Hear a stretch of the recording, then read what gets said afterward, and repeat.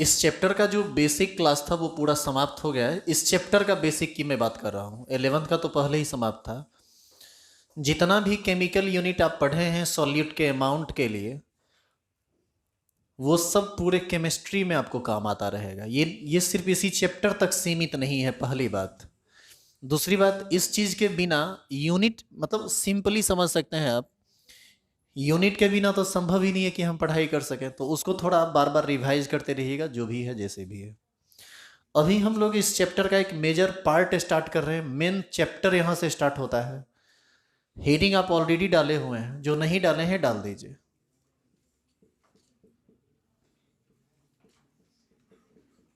Colligative property.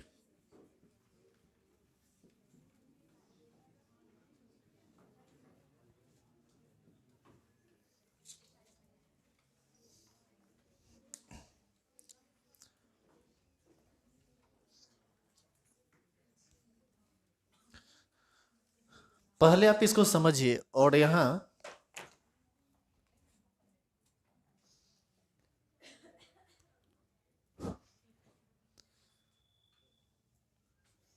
देखिए, इसको लिखना नहीं है, इसको लिखना नहीं है अभी, इसको सिर्फ समझना है। अभी जो कुछ प्रैक्टिकल बात आपको कह रहे हैं उसको थोड़ा ध्यान से सुनिए।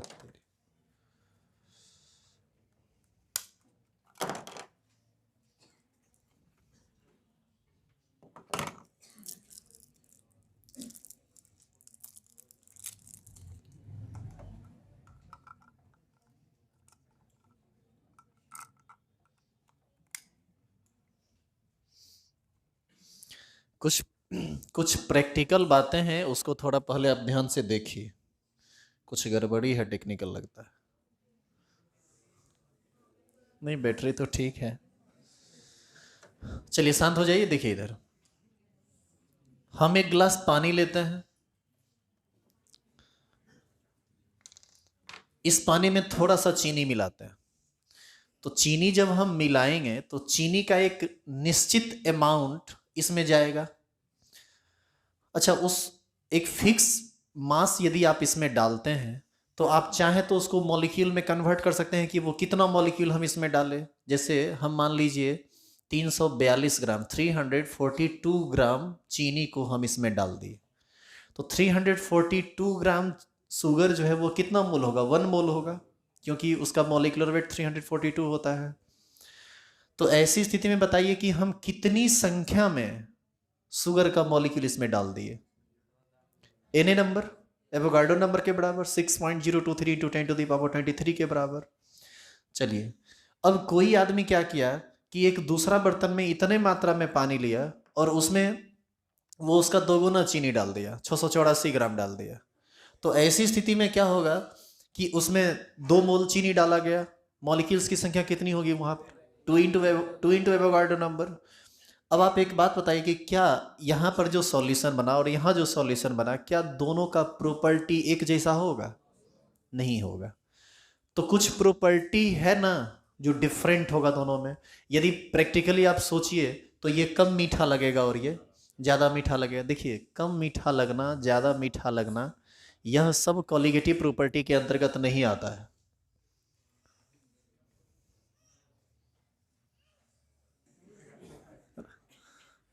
दो चैप्टर तक लफड़ा है, उसके बाद ये सब लफड़ा खत्म होगा, ये सब हटाएंगे। पागल हो गए हम वीडियो बनाते बनाते। देखो यहाँ, तो ये कम मीठा होगा, ये ज़्यादा मीठा होगा, ये एक प्रैक्टिकल चीज़ है। चलो ठीक है, ये कम मीठा है, वो ज़्यादा मीठा है। केमिस्ट्री से इसको कोई ज़्यादा लेना देना, मतलब आपके सब्जेक्ट से कोई लेना देना इसका नहीं है। कॉलिगेटिव प्रॉपर्टी क्या है, इसको सुनिए। किसी भी डाइल्यूट सॉल्यूशन में यदि आप सॉल्यूट मिलाते हैं तो वह सॉल्यूट जो आप मिलाए हैं उसमें पार्टिकल्स की कुल संख्या पर निर्भर करने वाला प्रॉपर्टी ही क्या कहलाता है? Colligative property. Colligative property dilute solution का एक ऐसा प्रॉपर्टी है जो सिर्फ और सिर्फ डिपेंड करता है total number of solute particles present in the solution. मतलब आप यहां पर चीनी ज्यादा मिलाए यानी पार्टिकल कम डाले, यहां पर चीनी ज्यादा मिलाए यानी पार्टिकल ज्यादा डाले, तो इस दोनों का प्रॉपर्टी डिफरेंट होगा। और कौन सा प्रॉपर्टी डिफरेंट होगा? कॉलिगेटिव प्रॉपर्टी डिफरेंट होगा। क्यों डिफरेंट होगा? क्योंकि कॉलिगेटिव प्रॉपर्टी एक ऐसा प्रॉपर्टी है जो सिर्फ डिपेंड करता है total number of solid particles पर, और पहले केस में आप सॉलिड पार्टिकल्स कम डाले हैं और दूसरे केस में सॉलिड पार्टिकल्स ज़्यादा डाले। दूसरी बात, कॉलिगेटिव प्रॉपर्टी सिर्फ नंबर पर डिपेंड करता है। किस नंबर पर? सॉल्यूट पार्टिकल्स का क्या नंबर है उस पर। कोई मैटर नहीं है कि उसका नेचर कैसा है, साइज में बड़ा है, साइज में छोटा है, न्यूट्रल है, पॉजिटिव चार्ज्ड है, निगेटिव चार्ज्ड है, इस सब बात से कोई लेना देना कॉलिगेटिव प्रॉपर्टी को नहीं है। आप एक काम कीजिए, पहले इसको डिफाइन कीजिए। लिखेंगे properties of dilute solution,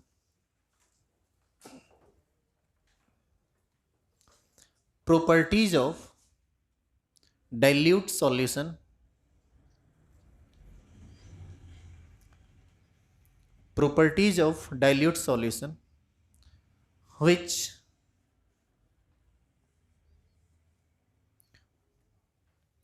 only depend on total number of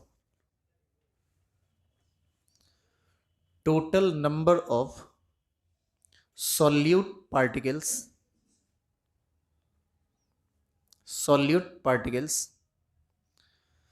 present in the solution,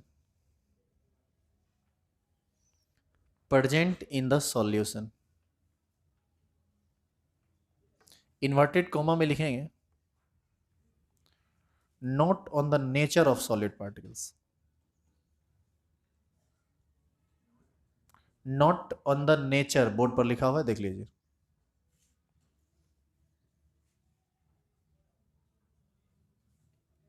Not on the nature of solid particles is called colligative property.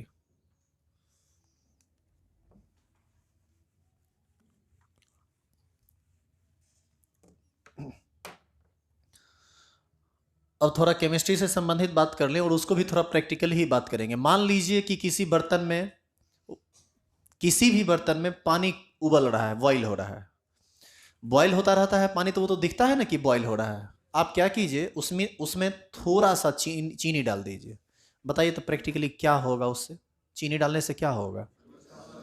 वो थोड़े देर के लिए उबलना बंद कर देगा। अब कोई आदमी मान लीजिए थोड़ा ज़्यादा मात्रा में चीनी डाल दिया, तो क्या होगा? तो भी उबलना बंद होगा। लेकिन एक और प्रैक्टिकल बात है जो होगा, दोबारा बॉईल होने के लिए कम टाइम लगाएगा जब आप कम चीनी डालेंगे, और ज़्यादा टाइम लगाएगा जब आप ज़्यादा चीनी डालेंगे। तो यह सब आता है कॉलिगेटिव प्रॉपर्टी के अंतर्गत, लेकिन इसको हम अपने टॉपिक के अनुसार पढ़ेंगे तो ज़्यादा बेहतर होगा। ये तो हम आपको थोड़ा प्रैक्टिकली बताने लगे। एक्चुअल में हुआ क्या कि जब आप चीनी कम डाले तो उसमें चीनी का पार्टिकल कम गया, चीनी का मॉलिक्यूल कम संख्या में गया, और जब आप चीनी अधिक डाले तो उसमें चीनी का पार्टिकल अधिक संख्या में गया। और ये कॉलिगेटिव प्रॉपर्टी के अंतर्गत ही आता है ऑलमोस्ट। जब आप पढ़िएगा टॉपिक तब आपको समझ में आएगा। और ये कॉलिगेटिव प्रॉपर्टी जो होता है ना, ये नंबर ऑफ सॉल्यूट पार्टिकल्स का डायरेक्टली प्रोपोर्शनल होता है। मतलब जितना ज़्यादा सॉल्यूट पार्टिकल्स आप डालेंगे कॉलिगेटिव प्रॉपर्टी उतनी ही ज़्यादा होगा, और जितना कम सॉलिड पार्टिकल्स रहेगा कॉलिगेटिव प्रॉपर्टी उतना ही कम होगा। आप नीचे इस बात को लिखेंगे, colligative property is directly proportional to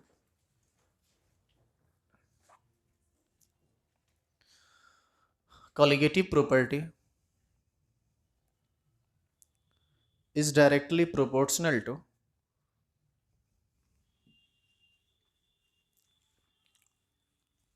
total number of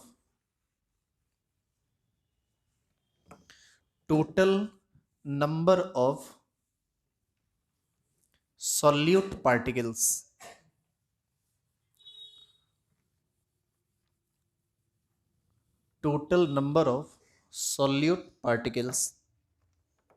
present in the solution. Total number of solute particles present in the solution.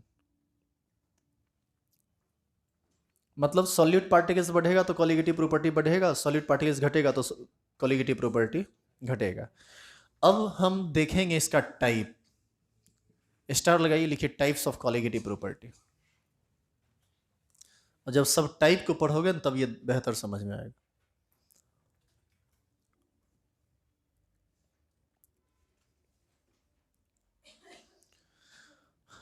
नीचे लिखिए there are 4 types of colligative property.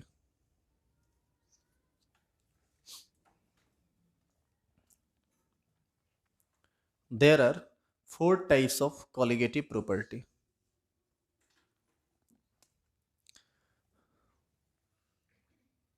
Number 1,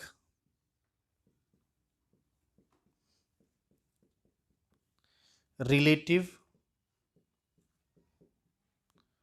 loading of vapour pressure.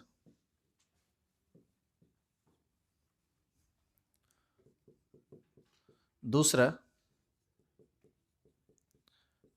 Elevation in boiling point. तीसरा, depression in freezing point. Last 4,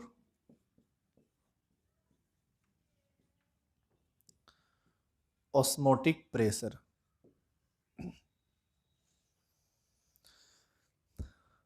अब एक एक करके हम चारों colligative property को पढ़ेंगे, समझेंगे कि पहले ये है क्या, और फिर समझेंगे कि यह सब कैसे total number of solid particles पर डिपेंड करता है।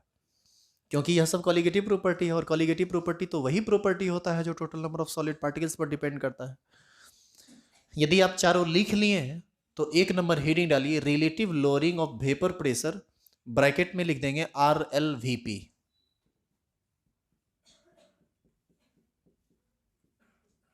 इन सभी चीज़ों को भी डिनोट किया जाता है कुछ कुछ चीज़ों से, जब टॉपिक मेन टॉपिक बन के आएगा तब वहाँ देखेंगे, अभी फिलहाल इस पर काम नहीं करना है।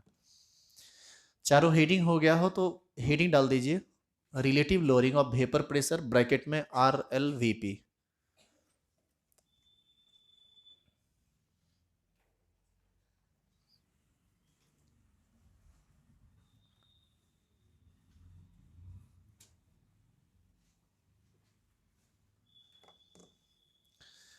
देखिए, relative lowering of vapour pressure को आप डायरेक्ट नहीं समझ सकते हैं, आपको इसको तोड़ तोड़ के समझना पड़ेगा। पहले समझना पड़ेगा वेपर प्रेशर को, फिर आप समझेंगे लोअरिंग ऑफ वेपर प्रेशर, और ये दोनों जब समझ में आ जाएगा तब आप समझ पाएंगे relative lowering of vapour pressure. तो आप इसके अंतर्गत सब टॉपिक बना के स्टार लगाइए, वेपर प्रेशर। वेपर प्रेशर को इंडिकेट हम लोग करते हैं VP से। इस चैप्टर में ये बात अब बार बार लिखा जाएगा, VP जब भी आए तो वो वेपर प्रेशर होता है।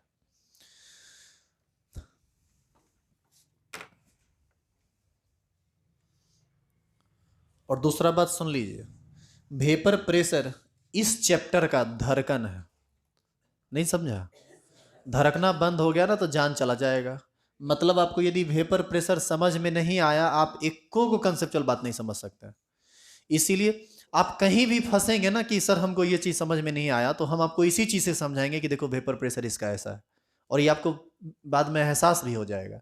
इसीलिए इसको थोड़ा ज़्यादा ही कंसेस होकर समझिए, और इसको मतलब होता है ना कि लाइन बाय लाइन रटिए मत, कंसेप्ट पर लीजिए, दिमाग में सेट कीजिए कि वास्तव में ये है क्या प्रैक्टिकली। तो हम लोग अभी समझेंगे वेपर प्रेशर को। देखो वेपर प्रेशर क्या है, एक चीज बताइए, जैसे कभी कभी आप देखे होंगे कि आप किसी बोतल में आधा बोतल पानी रखे, मान लीजिए फ्रिज से निकाल के आप रखे हैं, तो होता क्या है कि कुछ देर के बाद, कुछ देर या घंटा 2 घंटा के बाद पानी देखोगे, पानी का दाना जो है, यदि बोतल ट्रांसपेरेंट है तो देखोगे पानी का दाना टाइप का ना इसके इंटायर वॉल ऑफ कंटेनर पर वो जमा हो जाता है। कभी आप देखें हैं? आप जरा बताइए तो, ये पानी जब यहाँ पर रखा हुआ था तो वहाँ कैसे गया? मान लीजिए रात में यदि आप रख दिए बोतल, सुबह में देखिएगा पूरा पानी जमा है वहाँ। क्या इसका रीजन है? कैसे यहाँ पर पानी आया? रात को घूमता था क्या उधर जाके, कुछ वहीं छूट गया? क्या इसका क्या रीजन है? इसका रीजन है वेपोराइजेशन और फिर कंडेंसेशन। इन्हीं सभी बातों को थोड़ा ढंग से आपको समझना है। देखो, साइंस मानता है कि दुनिया का जितना भी लिक्विड है, एक्चुअल में जो रूम टेम्परेचर पर जो लिक्विड फेज में रहता है, वह सारा का सारा लिक्विड वेपोराइज्ड होता है टोटल। चाहे कोई बहुत गाढ़ा मतलब हाईली कंसंट्रेटेड लिक्विड हो या कम डाइल्यूट हो या एकदम पतला हो, मान लीजिए उसमें सॉल्यूट मिला हुआ ना हो, कोई भी लिक्विड यदि लिक्विड है तो वेपराइजेशन होगा।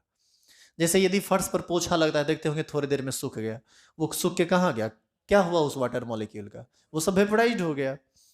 तो उसी तरह से यदि आप बोतल में यदि पानी को बंद किए हुए हैं तो वेपोराइजेशन यहाँ भी चल रहा है, फर्श पर कहीं पानी है तो वेपोराइजेशन वहाँ भी चल रहा है। और अलग अलग लिक्विड का वेपोराइजेशन अलग अलग होता है। क्या आप बोले, फिर से बोलिए।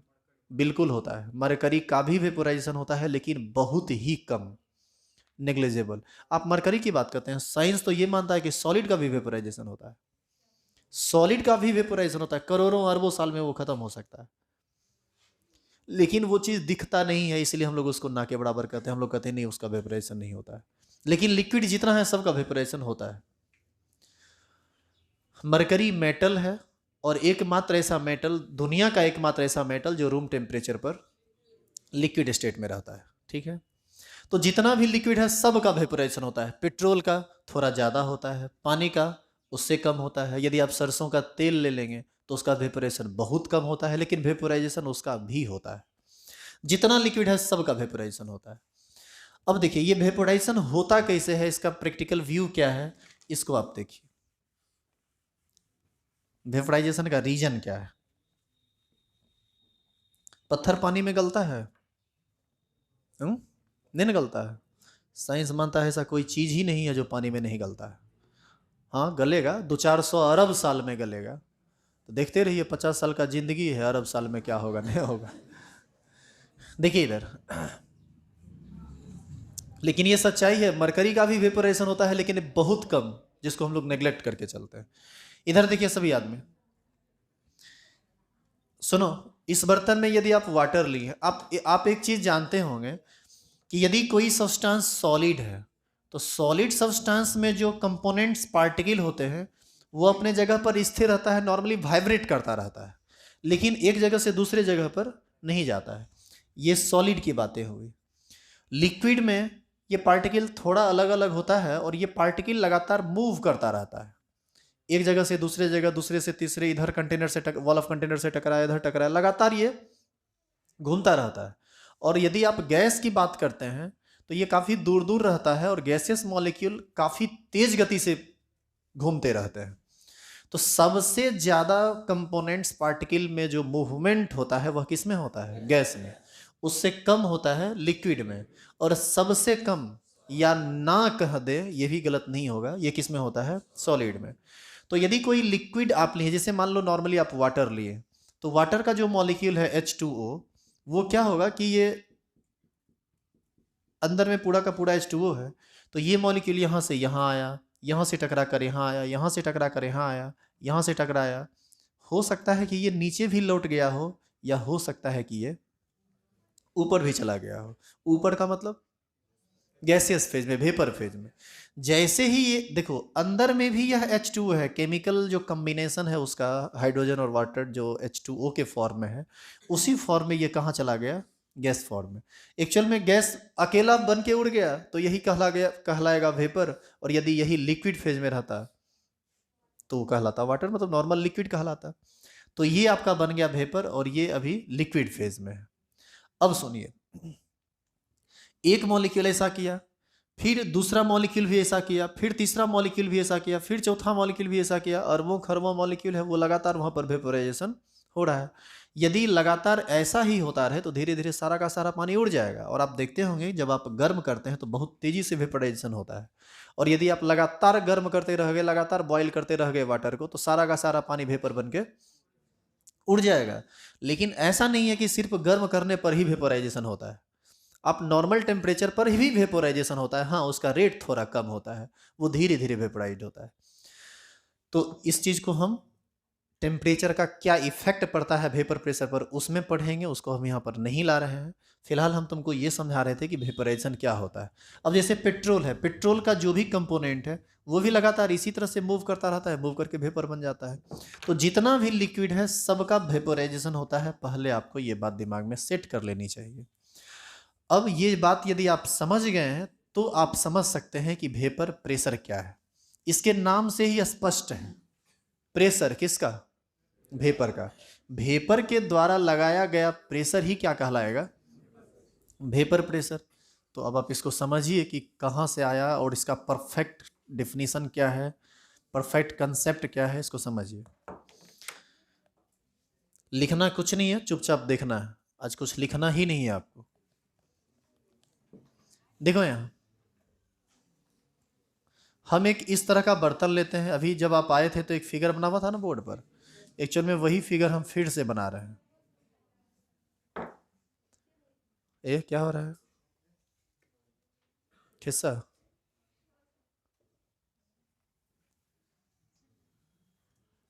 अभी समझेगी नहीं, बाद में कहेगी वेपर प्रेशर भाग गया।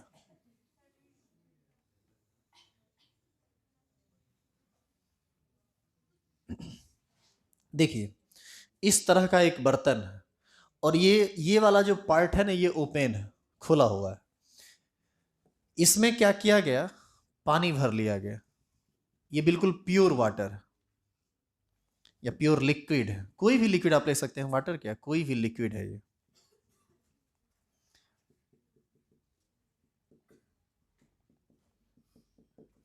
और यहां पर मरकरी डाल दिया गया, Hg। आप सभी आदमी जानते हैं एटमॉस्फेरिक प्रेशर कितना है? कितना? उसको हम लोग ऑलमोस्ट कह सकते हैं 1 atm। देखिए गैस जहां भी है, बंद बर्तन में या खुला में, जहां भी गैस है तो प्रेशर है।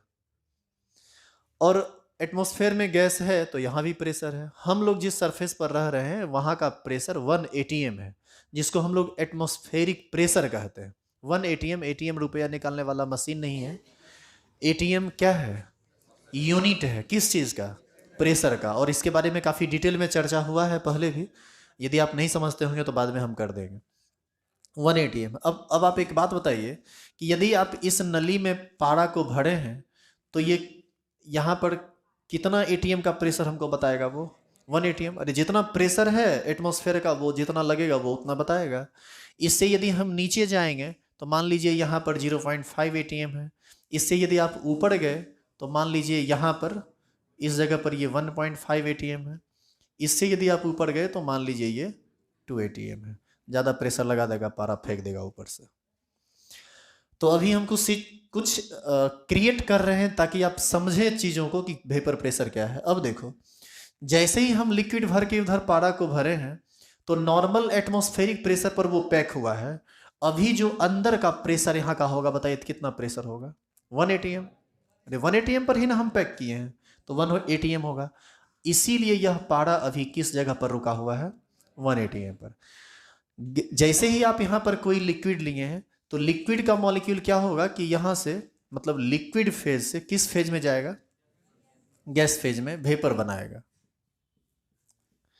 तो वेपर जब बनाएगा तो ये वाला लिक्विड यहाँ पर आ गया, पार्टिकल यहाँ आ गया, यहाँ आ गया, यहाँ आ गया, लगातार मतलब वेपोराइजेशन हो रहा है और ये बढ़ता जा रहा है। ऐसी स्थिति में ये यहाँ खाली जगह है, इधर इधर इधर फिर आते आते जैसे जैसे वेपर बढ़ेगा अंदर, आपको नहीं लगता है कि ये प्रेशर क्रिएट करने लगेगा और इसको यहाँ से पुश करने लगेगा?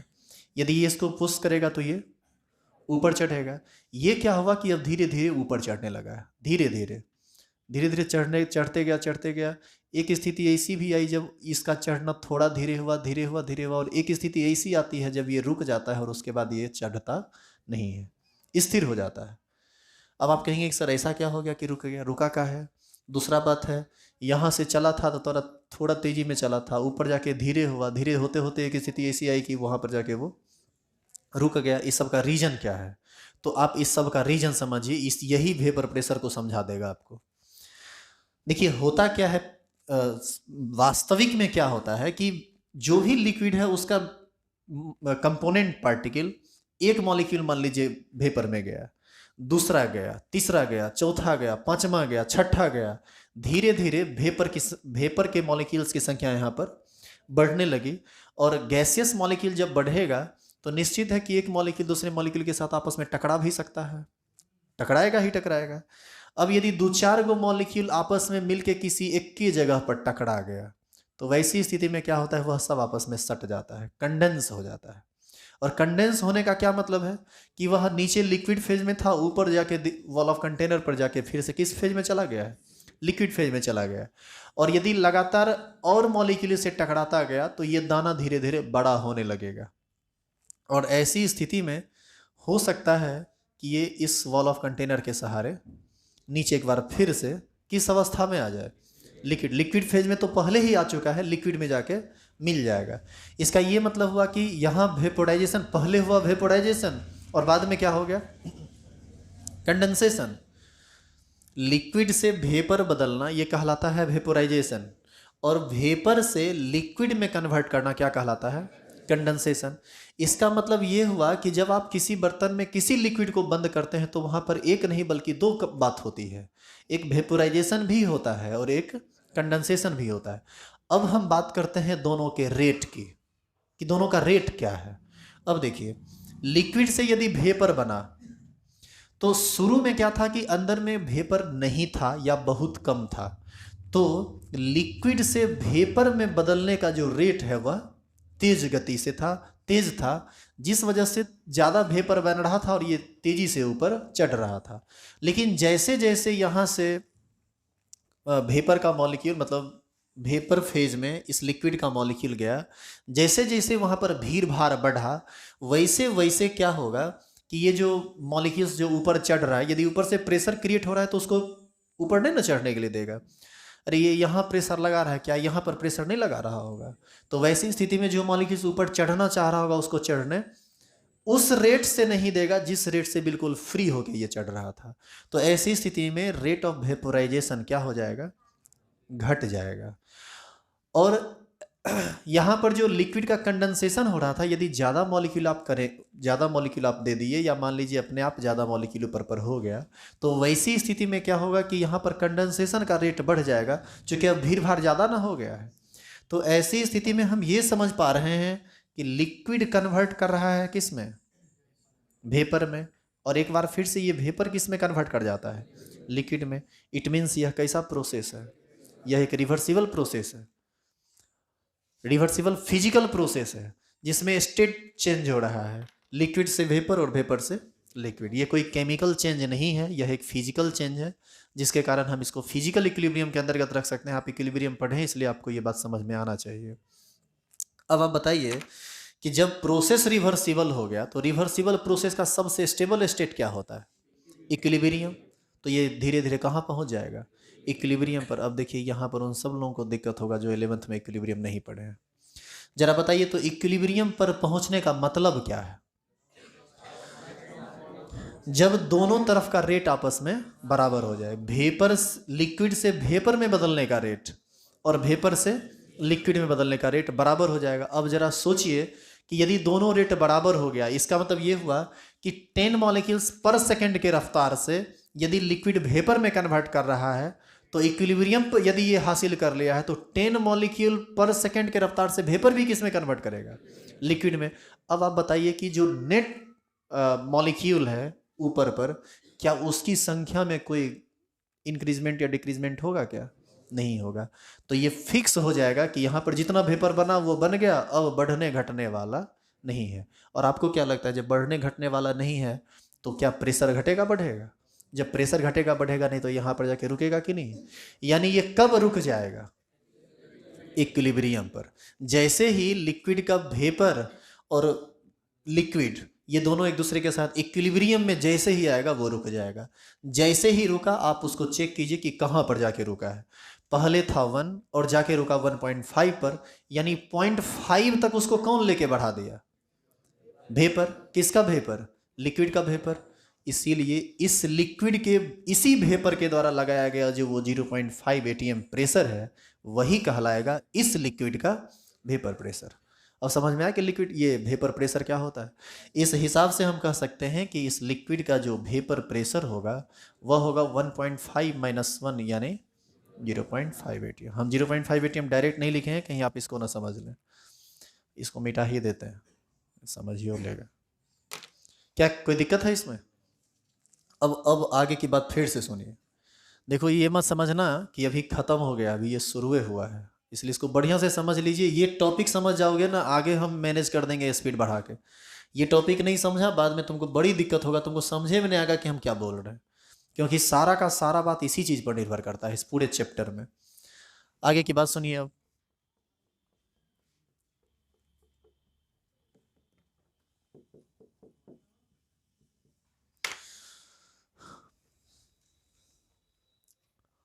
क्या बोलने वाले थे, ध्यानों से उतर गए।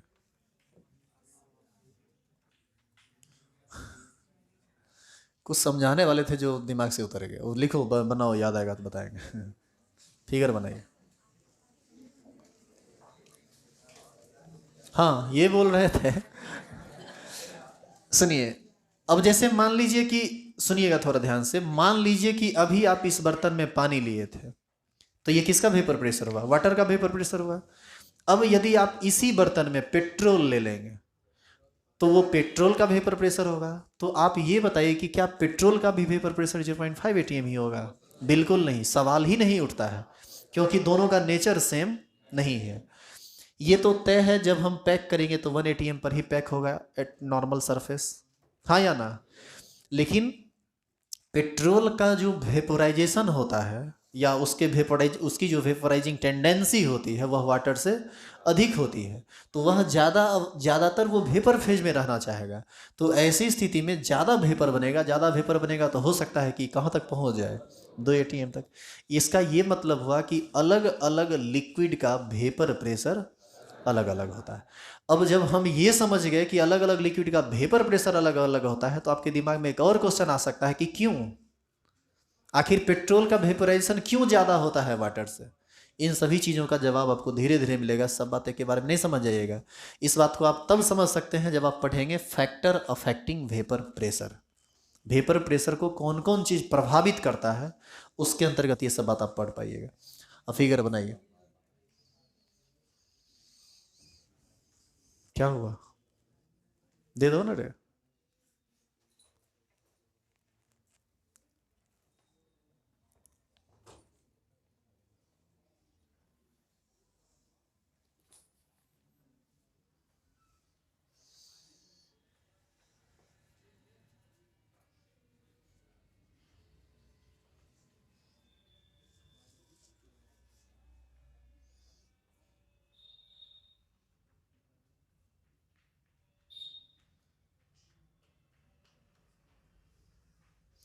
अच्छा, इस बर्तन को यदि हम गर्म अभी करने लगे तो क्या होगा? ज़्यादा वेपर बनेगा। ज़्यादा वेपर बनेगा तो प्रेशर भी ज़्यादा बनेगा। सीटी मारने के वजह, सीटी तो है नहीं यहाँ, ऊपर पर खुला हुआ है। ये जितना का जितना जो भी मरकरी है, ये सब को बाहर फेंक देगा। तो सबका एक अपना लिमिटेशन है, जिसको हम धीरे धीरे समझेंगे। एक ही बार में सब बात नहीं समझ में आएगा, वो सब बात एक एक करके आएगा, लेकिन उसके लिए आपको पढ़ना पड़ेगा, वो ऐसे नहीं आएगा।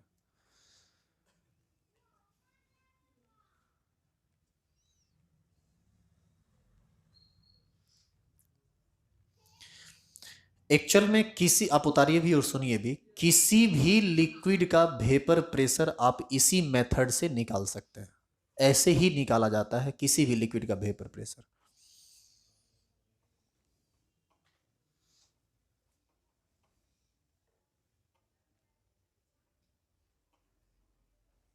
तुम पूरा बर्तन में लिक्विडे बना दे रहे, तो गैस कहाँ, वेपर कहाँ है?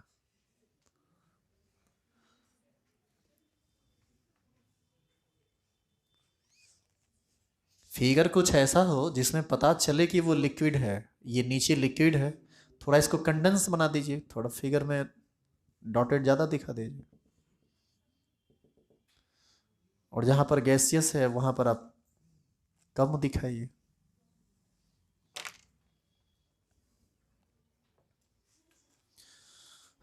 डेफिनेशन लिखा है क्या? एक लाइन का डेफिनेशन है, इसको हम कल आगे पढ़ेंगे फैक्टर अफेक्टिंग वेपर प्रेशर में।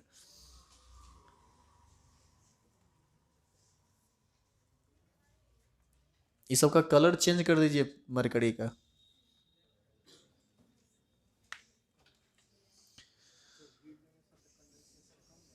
क्या होगा? जब हीट देंगे तो बहुत बात होगा, कल होगा, आज नहीं।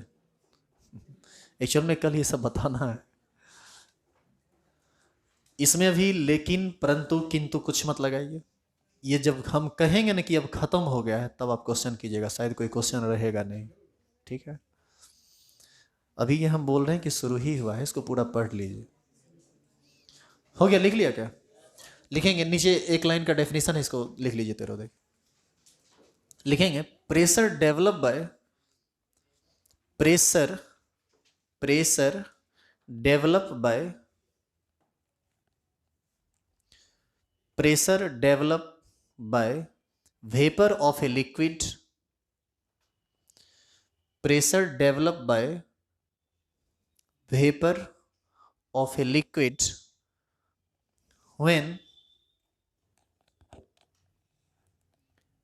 when liquid and vapor, when liquid and vapor remains in the position of, remains in the position of equilibrium, remains in the position of equilibrium, is called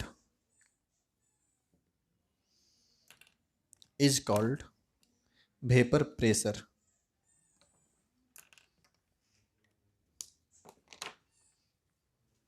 नीचे एरो देंगे और लिखेंगे डिफरेंट, ये सब बात लिख दीजिएगा, ये सब जो है ना सिंबल वगैरह, ये सब मैटर करता है इसमें। लिखेंगे different liquid has, different liquid has different value of, different liquid has different value of vapor pressure, different liquid has different value of vapor pressure। Star लगाइए, हेडिंग डाल के छोड़ दीजिए।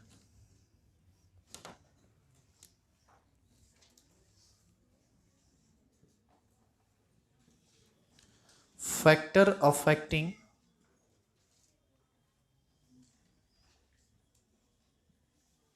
Vapour pressure. नेक्स्ट क्लास में हम लोग पढ़ेंगे वह कौन कौन सा चीज है जो किसी लिक्विड के वेपर प्रेशर को प्रभावित करता है। आइए कल